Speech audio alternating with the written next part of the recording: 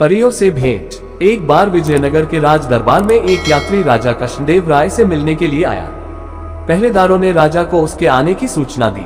राजा ने यात्री को उनसे मिलने की आज्ञा दे दी। यात्री बहुत ही लंबा व पतला था। उसका सारा शरीर नीला था। वह राजा के सामने सीधा खड़ा होकर बोला, महाराज, मैं नील देश का नीलकेतु हूँ और इस समय मैं विश्व भ्रमण पर निकला हुआ हूँ। अनेक देशों की यात्रा करते हुए मैं यहाँ पहुँचा हूँ। घूमते हुए मैंने अनेक देशों में विजयनगर और आपके न्यायपूर्ण शासन व उदार स्वभाव के बारे में बहुत कुछ सुना। अतः मेरे मन में विजयनगर और आपको देखने व जानने की उत्सुकता और भी बढ़ गई। इसीलिए मैं आपसे मिलने व विजयनगर साम्राज्य को देखने की अभिलाषा से यहाँ आया हूँ। राजा ने यात्री का स्वागत किया और उसे शाही अतिथि घोषित किया। राजा द्वारा मिले आदर व सत्कार से गदगद होकर यात्री बोला, महाराज, मैं उस स्थान के विषय में जानता हूँ जहाँ परियों रहती है। मैं आपके सामने अपनी जादुई शक्ति से उन्हें बुला सकता हूँ। ये सुनकर राजा बहुत उत्सुक हो गए और बोले, इसके लिए मुझे क्या करना होगा नीलकेतु? महाराज, इसके लिए आपको नगर के बाहर स्थित तालाब के किनारे मध्यरात्रि को अकेले आना होगा। तब मैं वहाँ परियों को नृत्य के लिए बुला सकता हूँ। नीलकेतु ने उत्तर दिया। राजा उसकी बात मान गए। उसी रात मध्यरात्रि में राजा अपने घोड़े पर सवार होकर तालाब की ओर चल दिए।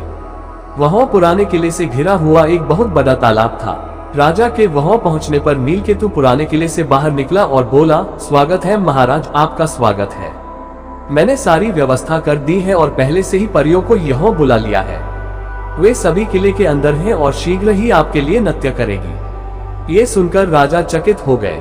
उन्होंने कहा था कि मेरी उपस्थिति में परियों को बुलाओगे। यदि महाराज की यही इच्छा है तो मैं फिर से कुछ परियों को बुला दूंगा। अब अंदर चला जाए। नीलकेतु बोला। राजा नीलकेतु के साथ जाने के लिए घोड़े से उतर गए। जैसे ही वह आगे बढ़े, उन्होंने ताली की आवाज सुनी। शीघ्र ही उन्हें विजयनगर की सेना ने नीलकेतु को भी पकड़कर बेड़ियों से बांध दिया। ये सब क्या है और यह हो क्या रहा है? राजा ने आश्चर्य से पूछा। तभी तेनालीराम पेड़ के पीछे से निकला और बोला, महाराज, मैं आपको बताता हूँ कि यह सब क्या हो रहा है। ये नीलकेतु हमारे पड़ोसी देश का रक्षा मंत्री है। किले के अंदर कोई परियों नहीं है। वास्तव में इसके देश के सिपाही ही वह परियों के रूप में छिपे हुए हैं। अपने नकली परों में उन्होंने अपने हथियार छिपाए हुए हैं। ये सब आपको घेर कर मारने की योजना है। तेनालीराम, एक बार फिर मेरे प्राणों की रक्षा के लिए तुम्हें धन्यवाद। परंतु ये बताओ कि तुम्हें ये सब पता कैसे चला? राजा बोले। तेनालीराम ने उत्तर दिया, महाराज, जब यह नीलकेतु दरबार में आया था तो इसने अपने शरीर को नीले रंग से रंगा हुआ था। परंतु ये जानकर कि विजयनगर का दरबार बुद्धिमान दरबारियों से भरा हुआ है, ये घबरा गया तथा पसीने पसीने हो गया।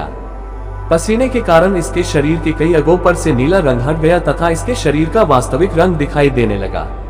मैंने अपने सेवकों को इसका पीछा करने के लिए कहा। उन्होंने पाया कि ये सब यहाँ आपको मारने की योजना बना रहे हैं। राजा तेनालीराम की सतर्कता से प्रभावित हुए और उसे पुनः धन्यवाद दिया।